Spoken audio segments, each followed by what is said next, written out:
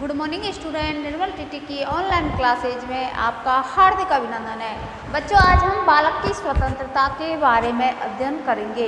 इससे पहले बालक के जो स्वतंत्रता अर्थात जो सिद्धांत हमने पढ़ाए थे कि बालक के पाठ्यक्रम में कौन कौन से सिद्धांत बतलाए गए हैं। पाठ्यक्रम के जो निर्माण में जो सिद्धांत है वो कौन कौन से हैं। उन सिद्धांतों के अंतर्गत जैसे आपको बताया था, आदर्शवादी कुछ अलग कहते हैं, प्रकृतिवादी कुछ अलग कहते हैं, बालक को प्रकृति के अनुसार छोड़ने दो। आदर्शवादी कहते हैं नियमों में बद्ध, प्राचीन काल की शिक्षा, मध्यकालीन शिक्षा और आधुनिक शिक्षा। उसी में आता है आपकी बालक की स्वतंत्रता, बालक को किस प्रकार से स्वतंत्रता देनी चाहिए। इसमें भी जो हमारे बाद हुए थे, जैसे प्राचीन काल में किस प्रकार की स्वतंत्रता थी, मध्यकाल में किस प्रकार की थी, आधुनिक काल में हम बालक को किस प्रकार से शिक्षा प्रणाली देते हैं। आज हम बालक की स्वतंत्रता के बारे में अध्ययन करेंगे। अब बालक की स्वतंत्रता किस प्रकार से दी जाए, वह बालक की स्वतंत्रता से मतलब क्या है। स्वतंत्रता या बालक को बिल्कुल फ्री छोड़ दिया जाए, बालक के ऊपर रूल रेगुलेशन बिल्कुल ही ना हो। प्राचीन काल में हम देखते हैं जब गुरुकुल पद्धति थी, गुरुकुल पद्धति में बालक को क्या था, कठोर दंडात्मक शिक्षा प्रणाली दी जाती थी। अगर बालक से थोड़ी सी भी चूक हो जाती थी तो बालक को कठोर दंड दिया जाता था। आधुनिक शिक्षा प्रणाली बाल मनोविज्ञान की शिक्षा प्रणाली कही जाती है। प्रकृतिवादी कहते हैं बालक को स्वतंत्र छोड़ने दो, बालक के ऊपर कोई भी दबाव नहीं आना चाहिए, बालक स्वयं प्राकृतिक रूप से सीख जाएगा। आदर्शवादी अनुशासनों के रूप में प्रयोग करते हैं। तो भिन्न भिन्न जो बाद हुए थे हमारे आदर्शवाद, प्रकृतिवाद, प्रयोजनवाद, उनके अनुसार बालक की जो स्वतंत्रता दी गई है उसका अध्ययन करेंगे। क्विंटिलियन ने, ये हमारे दार्शनिक थे, क्विंटिलियन ने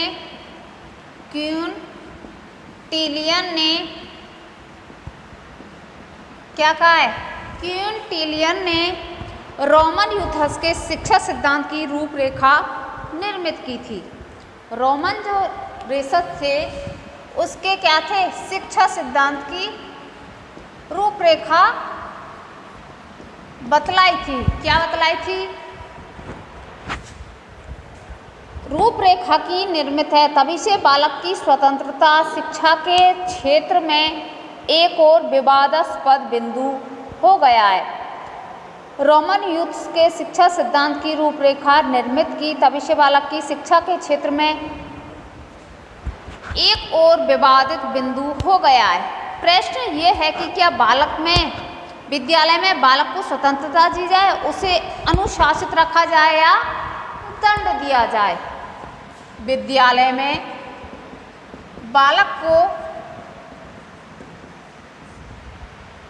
स्वतंत्र रहना दी जाए या अनुशासित रखा जाए। इन्होंने तो एक शिक्षा सिद्धांत के अंतर रोमन यूथस का जो शिक्षा सिद्धांत था उसमें कहा था कि बालक को स्वतंत्रता दिया जाना चाहिए। अब क्वेश्चन ये उठता है कि बालक को विद्यालय में स्वतंत्रता दी जाए या अनुशासित रखा जाए।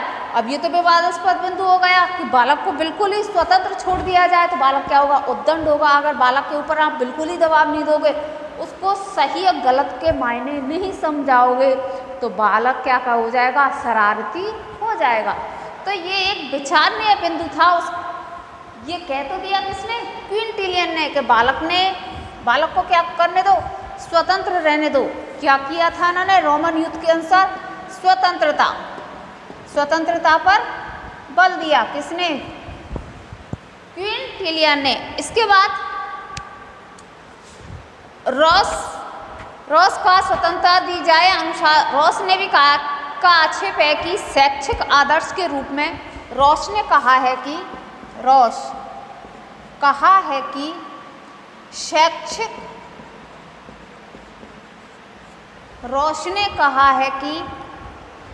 शैक्षिक आदर्श के रूप में स्वतंत्रता एवं शैक्षिक आदर्श के रूप में स्वतंत्रता एवं शैक्षिक आदर्श के रूप में स्वतंत्रता एवं अनुशासन में चिरस्थायी अनिश्चितता, अनुशासन में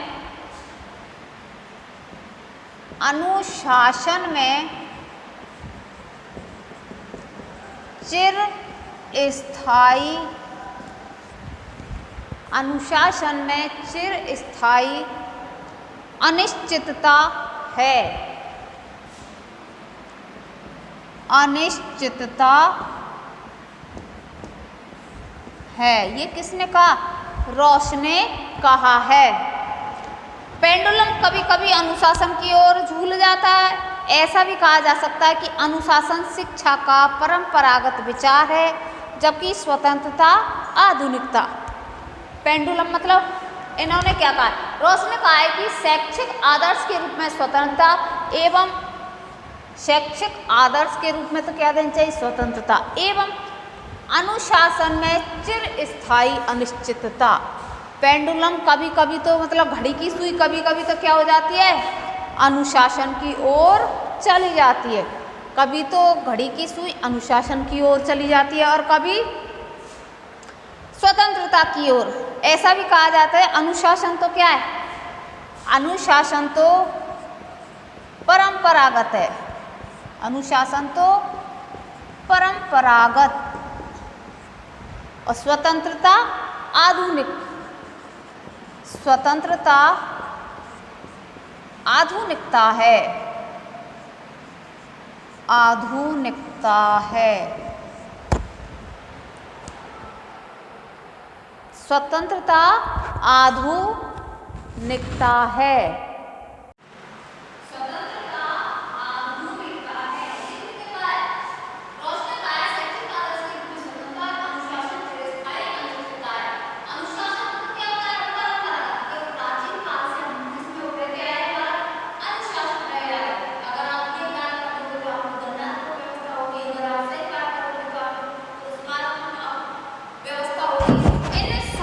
व्यवस्थाओं का प्राचीन काल से अनुशासन और आधुनिक काल में आधुनिकता में स्वतंत्रता।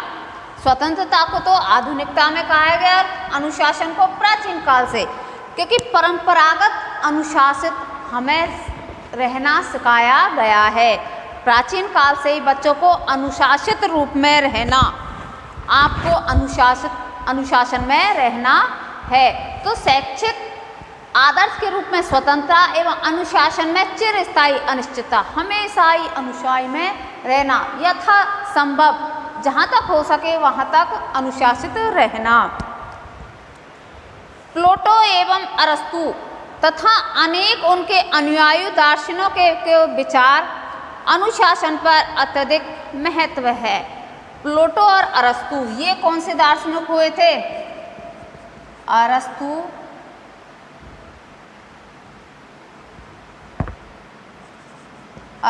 और प्लेटो ये हुए थे आदर्शवादी। कैसे थे? आदर्शवादी। आदर्शवाद में तो हमेशा कैसे रहना चाहिए था? अनुशासित। उसमें बालक को स्वतंत्र नहीं जाती थी, बालक गौण रूप में था और शिक्षक था वो था मुख्य रूप में। तो बालक को उसमें ज़्यादा वेटेज नहीं था, उसमें शिक्षक को ज़्यादा वेटेज, जैसे शिक्षक कहेगा उसी हिसाब से बालक को कार्य करना पड़ेगा। शुरू में गुरुकुल पद्धति थी, तो गुरुकुल पद्धति के माध्यम से भी उनको अनुशासित रहना सिखाया जाता था। आपको ये कार्य करना, ये कार्य नहीं करना, इतने बजे जगना, इतने बजे सोना, इतने बजे खाना, नियमित रहना, संयम से रहना, किस प्रकार से वार्ता करना, सामने वाले को किस प्रकार का नैतिक शिक्षा की शिक्षा दी जाती थी। अनुशासन रहने, कोई आए तो उनको नमस्कार करना, बैठाना, किस प्रकार से उनके आवभगत करना, ये सारी चीज़ें हमें आदर्शवादी प्राचीन काल से जो हमारे गुरुकुल पद्धति थी तब से सिखाई जा रही है। तभी तो कहते हैं अनुशासन तो क्या परंपरागत है, प्राचीन काल से है। और जो स्वतंत्रता है वो किसके रूप में आई है? आधुनिकता के रूप में आई है। आदर्शवादी विद्यालय में संपूर्ण शांति तथा व्यवस्था चाहते हैं। आदर्शवादी जो विद्यालय हैं उनमें पूर्ण शांति एवं व्यवहार, सही व्यवहार चाहते हैं।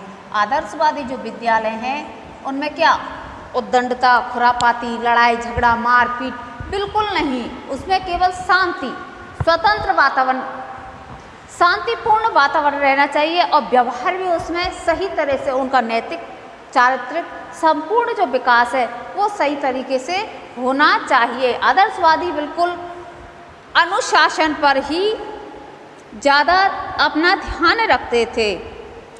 प्रारंभ में जब शिक्षा को अनिवार्य किया गया था तब से अगर एक दिन का गिरना भी अकुशलता समझा जाता था। इसलिए परंपरावादी जो पुरानी व्यवस्था वाले दार्शनिक होंगे वे विद्यालय में कठोर अनुशासन चाहेंगे तथा ऐसी व्यवस्था बनाए रखने के लिए सही दमनात्मक मार्ग अपनाया जाता है।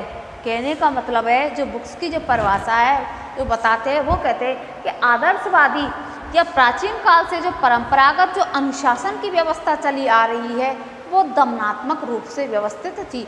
बालक से अगर थोड़ी सी भी गलती हो गई, थोड़ी सी भी मिस्टेक हुई तो बालक को तुरंत दबा दिया जाता, बालक को इतना कठोर दंड दिया जाता कि बालक भविष्य में वो उस कार्य को करने से डरता था। तो ये पूर्ण रूप से जो आज की जो स्वतंत्रता है उसके अगर स्वतंत्र प्राचीन परंपरागत अनुशासन को और स्वतंत्रता को अगर करें तो दोनों ही विपरीत पाए जाएंगे। बालक को हर छोटी छोटी बात पर क्या करना, अनुशासित करना, उसको डांटना, दबाना, उसकी इच्छाओं को दमित करना, ये सही नहीं है। और बालक को इतना भी आप आज़ाद मत कर छोड़ो कि कहीं बालक कुछ भी उद्दंडता कर जाए, चरित्रहीन ही हो जाए या फिर ऐसा कार्य कर दे जिससे माँ बाप को शर्म को झेलना पड़े। तो बालक के ऊपर बालक को स्वतंत्रता देनी चाहिए, पर बालक के ऊपर अभिभावकों का, गुरुजनों का इतना दायित्व होना चाहिए कि बालक कहाँ जाता है, क्या करता है, कैसे कार्य कर रहा है। अब जैसे ऑनलाइन पढ़ाई चल रही है तो ऑनलाइन पढ़ाई में सारे माँ बापों को ये दायित्व है कि मेरे बच्चे घर पर पढ़ते हैं तो घर पर वो क्या देखते हैं। ये थोड़ी है कि बड़े भाई बालक का रूम अलग है और आपका भी अलग है तो बालक पढ़ रहा है तो उस पर निगरानी रखनी चाहिए कि बालक जिस कार्य के लिए उसको वो फ़ोन यूज में को दे रखा है उसका वो यूज कर रहा है या मिस यूज कर रहा है। तो पूर्ण रूप से बालक को स्वतंत्रता दो, खाने की, पहनने की, पढ़ने की, जो इसकी इच्छा है। ये नहीं कि आप कहते हमें तो तारे चाहिए, तो वो नहीं, सारी इच्छाओं को पूर्ति करे पर अपनी जैसी आर्थिक व्यवस्था है उसके अनुसार तो स्वतंत्रता देनी चाहिए, पर उसके ऊपर ध्यान भी रखना चाहिए बालक कहीं हमारे इस ज़्यादा स्वतंत्र होने की वजह से गलत राह पे तो नहीं जा रहा। तो बिल्कुल दमनात्मक शासन भी नहीं चाहिए और बिल्कुल स्वतंत्रात्मक भी शासन गलत है। बच्चों के प्रति प्यार में वृद्धि करना, अनुशासन में ढिलाई है, इसलिए मानता कुछ कम हो गई है। जिस प्रकार से कठोरता थी प्राचीन काल में उस प्रकार से कठोरता को बदलते हुए स्वतंत्रता अर्थात बालक के प्रति प्यार के बिहेव किया गया। जो कार्य बालक कठोर दंड के अनुशासन से नहीं सीखता बालक उसको प्यार से सिखलाया गया है। तो कठोरता में अर्थात अनुशासन में ढीलता आई गई है, थोड़ी स्वतंत्र होता चला गया है बालक। और ये जो विपरीत है अनुशासन की जो परंपरागत है जो मान्यता है उसमें थोड़ी क्या आई है, कमी आने लगी है। 18वीं शताब्दी में जब पुनर्जागरण आंदोलन प्रारंभ हुआ तब से दमनात्मक आंदोलन का भी विरोध हो गया। 18वीं शताब्दी में पुनर्जागरण आंदोलन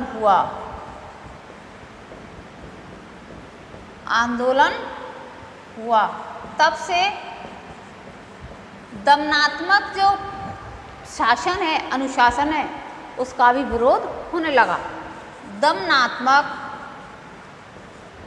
अनुशासन का विरोध कब से? 18वीं शताब्दी से भी दमनात्मक शासन का विरोध किए जाने लगा। इस समय के दार्शनिक इसको विकासवादी या मुक्तिवादी कहते हैं कि अब जो हम आंदोलन कर रहे हैं, पुनर्जागरण जो आंदोलन हुआ उसका क्या दमनात्मक अनुशासन का विरोध हुआ तो उसे मुक्तात्मक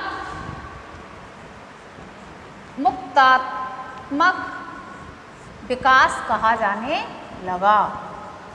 कब से? 18वीं शताब्दी के पुनर्जागरण आंदोलन से। उन्होंने यह विचार व्यक्त किया कि बालक को निर्बंध स्वतंत्रता की आवश्यकता है, बिल्कुल बालक को स्वतंत्र छोड़ दिया जाए। रूसो 18वीं शताब्दी में एक महत्वपूर्ण व्यक्ति हुए थे, आपको बताया था ना रूसो। ये क्या कहते हैं, इन्होंने पुनर्जागरण आंदोलन का विरोध किया। वे विश्वास थे कि शिक्षा में सुधार लाने की आवश्यकता है। रूसो ने कहा था ना, प्रकृति की ओर लौटो।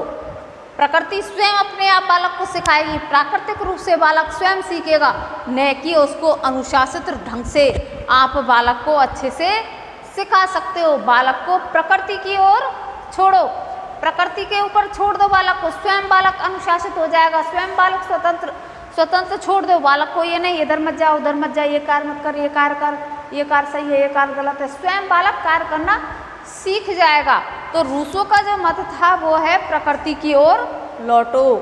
रूसो ने क्या कहा, प्रकृति की ओर लौटो।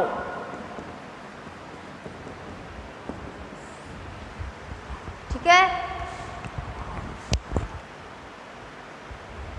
उनकी पुस्तक एमिल, मैंने आपको पहले ही बताया था, जिसका प्रकाशन कब हुआ था, एमिल का प्रकाशन सन 1972। उसमें भी उन्होंने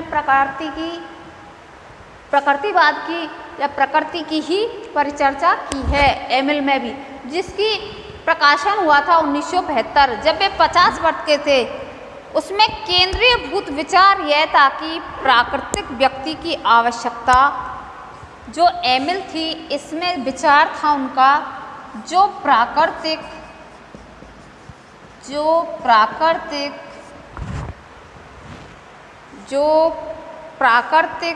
व्यक्ति की आवश्यकता स्वतंत्रता को, व्यक्ति की आवश्यकता स्वतंत्रता को व्यक्ति की आवश्यकता स्वतंत्रता को शिक्षा के द्वारा सुरक्षित रखना, शिक्षा के द्वारा सुरक्षित रखना, शिक्षा के द्वारा सुरक्षित रखना चाहिए तथा कानून निर्माता से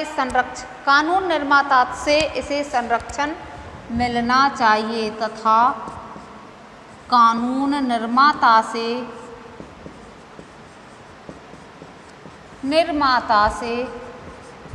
इसे संरक्षण रखना चाहिए,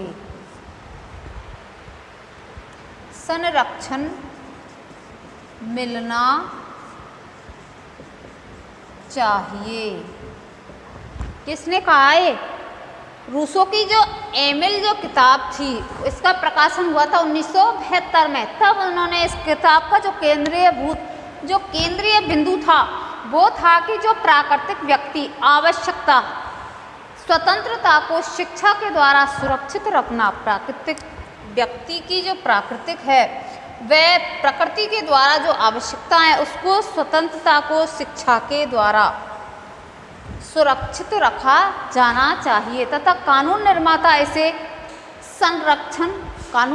के द्वारा इसे संरक्षण प्रदान किया जाना चाहिए या संरक्षण मिलना चाहिए। ये अपनी पुस्तक एमिल में किसने कहा था? रूसो ने कहा था। अब R.S. पीटर ने इतिहास के विभिन्न कालों में विभिन्न प्रकार के प्रतिबंध दमन की अत्यधिक घनित रूप से दिखाए गए एवं व्यक्ति की स्वतंत्रता का हनन करने का एक साधन रहे हैं। उन्होंने 18वीं शताब्दी में जॉन लॉक का आरोप था कि R.S. पीटर ने भी इस पर आरोप लगाया। क्वीन बेटेलियन ने इसने क्या किया था? शिक्षा सिद्धांत था, उसमें स्वतंत्रता पर फोकस किया था। रूसो ने प्रकृति की ओर लौटो उसके बारे में कहा था। विद्यालय बालक को स्वतंत्रता दी जाए, ये अनुशासित रखा जाए। और अनुशासन में चिरस्थायी रहे, ये भी शैक्षिक अनुशासन की ओर में। और अपनी पुस्तक है एमिल, जिसका प्रकाशन किया था 1972 में। 1972 में कहा गया था कि बालक को दमनात्मक ना करते हुए स्वतंत्रता दे देनी चाहिए। बालक को अनुशासित ना रख करके प्राकृतिक रूप में बालक को शिक्षित किया जाना चाहिए। जॉन लॉक ने क्या कहा है? जॉन लॉक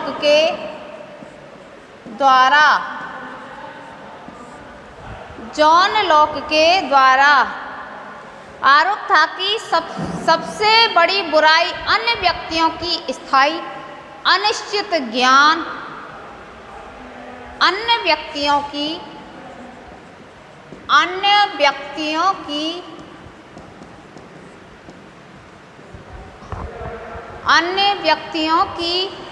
अनिश्चित अज्ञात मनमानी,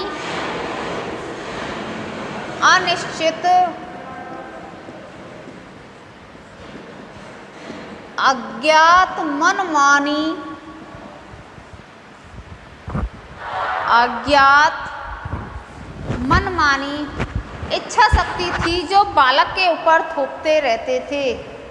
इच्छा शक्ति थी जो बालक के ऊपर थोपते रहते थे। ये कौन कहता है? ये जॉन लॉक कहते हैं।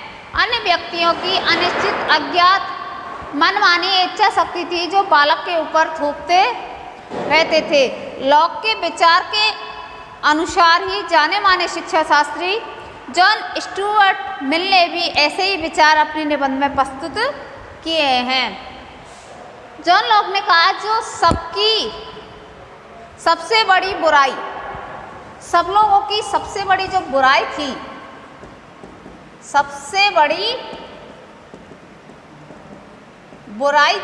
वह थी अन्य व्यक्तियों की अनिश्चित अज्ञात मनमानी। जिसने जो कहा वही बालक के ऊपर दबाव। ऐसे नहीं, ऐसे करना, आपको इधर मुंह करके नहीं, इधर मुंह करके बैठना है। अज्ञात की मनमानी इच्छा शक्ति थी जो बालक के ऊपर थोपते थे। ये किसने कहा था? ये जॉन लॉक ने कहा था। जो भी अज्ञात व्यक्ति थे, माना कि टीचर थे, कर्मचारी थे, विद्यालय के और भी अध्यापकाएं थी, उनकी मनमानी प्रत्यक्ष रूप में तो नहीं कहा, परोक्ष रूप में कहा है उन्होंने। प्रत्यक्ष रूप में किसी को इंडिकेट करके नहीं कहा। अज्ञात व्यक्तियों की मनमानी इच्छा शक्ति जो बालक के ऊपर थोपते थे। अन्य व्यक्तियों की जो सबसे बड़ी बुराई थी वो कहा था किसने? जॉन लॉक के अनुसार। और उससे ही मिलते जुलते हैं स्टुअर्ट मिल भी यही कहते हैं कि जो दूसरे व्यक्ति की सबसे बड़ी बुराई है वो दूसरे बालकों के ऊपर थोपना। खुद की जो बातें हैं उनको बालकों के ऊपर थोपना, ये सबसे बेकार बात कहलाई गई। अगली जो विचारक हैं वो है मोंटेसरी एवं फ्रॉवेल ने। मोंटेसरी और फ्रॉवेल ने क्या कहा है? इन्होंने कहा है बालक के खिल में शिक्षा प्रदान करना। बालक को इन्होंने स्वतंत्रता दी है, बालक ने उस दमनात्मक स्वरूप को नहीं अपनाया है। इन्होंने तो बालक के अनुशासित रखते हुए भी बालक के चारित्रिक एवं नैतिक व्यवहार को भी बतलाया गया है। सबसे अच्छी बात फ्रॉवेल मोंटेसरी ने भी कही है। कहा है कि स्वतंत्रता की व्यवस्था चरित्र पर लाभकारी प्रभाव डालती है। इन्होंने कहा है स्वतंत्रता की व्यवस्था चरित्र पर लाभकारी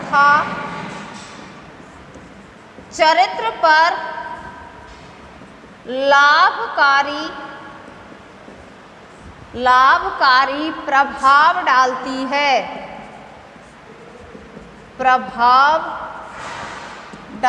है। स्वतंत्रता की व्यवस्था चरित्र पर लाभकारी प्रभाव डालती है। आगे इन्होंने बतलाया कि वह ऐसे व्यक्ति तैयार करती है जो विचार एवं कार्यों में निडर होते हैं। ऐसे व्यक्ति तैयार करती है जो विचार एवं कार्यों में निडर बनाती है। क्या कहते हैं? स्वतंत्रता की व्यवस्था चरित्र पर लाभकारी प्रभाव डालती है। बालक को आप स्वतंत्रता देते हो, स्वतंत्रता देते हुए उन्हें ये सीख देते हैं, जो अभिभावक हो या शिक्षक हैं, जो शिक्षिकाएं हैं, आप जो कार्य कर रहे हैं वो सही है, ये इसका आप स्वयं ही निर्णय लोगे ये सही है या गलत है। आपके कार्य से अगर कोई भी त्रुटिपूर्ण आपने कार्य किया या कोई भी गलती की, उसके जिम्मेदार स्वयं आप होगे। आप ध्यान रखना कि आप कोई ऐसा अनैतिक कार्य नहीं करना पड़े जिससे सबको शर्मिंदगी महसूस हो। तो कहने का मतलब इन्होंने क्या कह दिया? इन्होंने सारी बात कह दी। स्वतंत्रता की व्यवस्था चरित्र पर लाभकारी प्रभाव डालती है। उनको अपने चरित्र की व्यवस्था पर स्वयं को निर्णय लेने की स्वतंत्रता दे दी गई, जिससे उनके विचार एवं कार्यों को निडर बनाती हो। विचार भी करने में सक्षम हो जाते हैं और कार्य करने के लिए क्या हो जाते हैं? निडर हो जाते हैं एवं किसी भी प्रकार की स्थिति का सामना करने के लिए तैयार होते हैं। ऐसे अच्छे परिणाम केवल निर्बंध स्व अभिव्यक्ति से प्राप्त किए जाते हैं। स्व अभिव्यक्ति स्वयं को स्वतंत्रता छोड़ दी, स्वयं को स्वतंत्र रहने दिया। आपको जो कार्य करना है वो आप, जिस कार्य के जिम्मेदार भी आप ही होंगे। तो उनको स्व अभिव्यक्ति की प्राप्त किए जा सकते हैं, जो किसी भी प्रकार के प्रतिबंधों से रहित है। सबसे अच्छा जो स्वतंत्रता की और जो परिभाषा दी है, स्वतंत्रता की व्याख्या की है, वो मोंटेसरी और फेवेल की कोटेशन से या कथन से पता चलता है कि स्वतंत्रता की व्यवस्था चरित्र पर लाभकारी प्रभाव डालती है, विचार कार्यों को निडर बनाती है और स्व अभिव्यक्ति के लिए बालक स्वयं के निर्णय के लिए इसमें सक्षम हो जाता है। इसमें मोंटेसरी बालकों को जिस प्रकार की स्वतंत्रता देना चाहता है वह सामाजिक दायित्वों की पूर्ति के विरुद्ध नहीं था। समाज की वो नहीं था, स्वतंत्रता दी है, बालक को साथ में इंडिकेट किया आपको ऐसा कार्य करना चाहिए। तो इसमें सामाजिक दायित्वों की पूर्ति की उत्तरदायित्व भी होता है, बल्कि विनम्र व्यवहार का पोषक भी है। जो विनम्रता आएगी, बालक स्वयं निर्णय लेने लग जाएगा तो बालक क्या हो जाएगा? इसमें विनम्र हो जाएगा। तो सारी चीज़ों की जिम्मेदारी इसमें किसको दे दी गई है? इसमें सारी चीज़ों की जिम्मेदारी बालक को दे दी गई है। मोंटेसरी ने हमें निश्चित रूप से प्रभावित किया, क्योंकि हमें एक सचेत सुनियोजित वातावरण पर विचार प्रदान किया गया है। तो इन सारी चीज़ों को देखते हुए बालक की जो स्वतंत्रता है, उस स्वतंत्रता का किस प्रकार से हमें गलत रूप में ना लेते हुए बालक को स्वयं निर्णय करते हुए बालक को स्वतंत्र छोड़ देना चाहिए। हमेशा ही बालक को दमनात्मक रूप से स्वतंत्रता नहीं देनी चाहिए। आगे का जो नेक्स्ट वीडियो वो भी बालक की स्वतंत्रता के ऊपर ही होगा। तब तक के लिए धन्यवाद।